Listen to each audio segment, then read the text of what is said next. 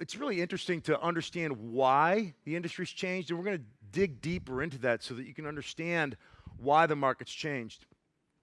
And part of the reason it's important to understand why the market's changed so dramatically is to get a window into the thought process of those that are driving the M&A market. And I'll speak specifically about the public brokers that are active and the private equity funded firms that are driving the market. They think about 5 things, okay? And they think about them a lot. And it's really something that they have a very clear and concise strategy on 5 items that I want you to think about. Number 1, predictable, profitable, organic growth. What is your process by which you're going to build a business that has predictable, profitable, organic growth? Now, why is that important? If you don't have predictable, profitable, organic growth, generally speaking, your next generation isn't going to have confidence in the ability of the business to produce dividends and distributions, and they're not going to have the confidence to borrow money to buy you out, and you're not going to have a market for your shares. And if you're an owner of a business, you're likely to hold the paper on your own buyout, right? Because maybe some banks will loan, but generally speaking, perpetuation is a combination of bank financing and holding a paper on your own buyout.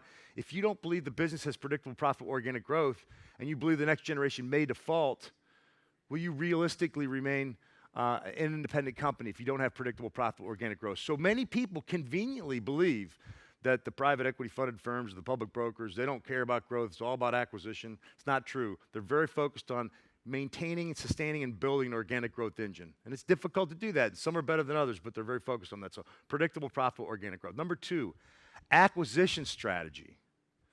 You're going to hear today about multiples like you've never seen them before in your lifetime. The value of an insurance agency today is more than twice what it was pre-recession, last recession. Valuations are absolutely screaming on fire in terms of how high they are, okay? So you ask, how can I possibly compete through acquisition?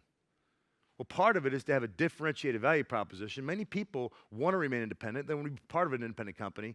But the reality is to attract talent, to get carrier representation, to bring in geography, specialization, all the things that acquisitions bring. What is your commitment to acquisition to be able to scale your organization faster than 6.4 or 15.2? How can you actually complement organic growth with an acquisition strategy? Number 3, what is your commitment to technology?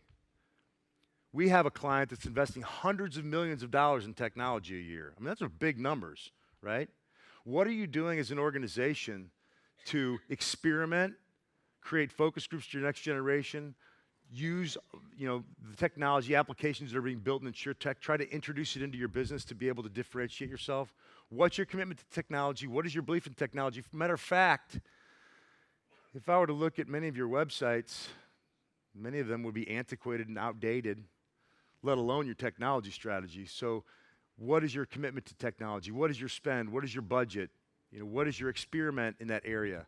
Number 4, how committed are you to your human capital strategy, attracting and retaining talent? How aggressive are you looking at talent, and what process-driven way are you recruiting your next generation? Brooke will talk today, I think it's 2,321 resume scans we do per hire in our recruiting division. We look at 2,321 resumes per placement, right? In our organization, we have 2 internal recruiters and 3 external recruiters. We're looking at 30 resumes a week, having 5, 10 interviews a week. We're trying to hire 25, 30 people a year. It's a process, right? We don't believe we're in the consulting business. We don't believe you're in the insurance business. You're in the human capital business. How are you going to attract and retain talent to be able to sustain your organization long term? And what kind of environment are you going to build for them to thrive and stay with you and want to be part of your great organization? So what's your human capital commitment? And then finally, the last piece, what's your balance sheet capitalization plan? Now that's kind of a weird question, right? Many people don't think of that, especially if you're privately held. What's your balance sheet capitalization plan?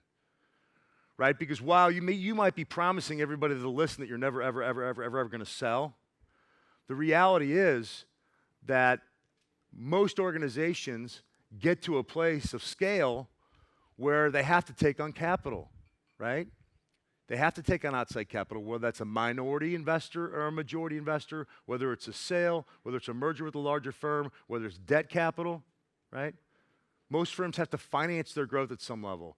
By the way, how many independent insurance agencies in America are over $250 million in revenue that have never taken on private equity and have never sold? How many? Anybody want to guess? Zero, right? Lockton took on private equity with the Alexander Forbes deal, and Levitt took on private capital from some insurance companies a couple of years ago. I don't think it's still on their balance sheet today, but they're the only two above that level, and they took on private equity or private capital. So the question becomes, if you build a business that has $200 million of revenue that's worth $1 billion and you own 20% of it, are you going to hold a $200 million receivable from your staff? Probably not.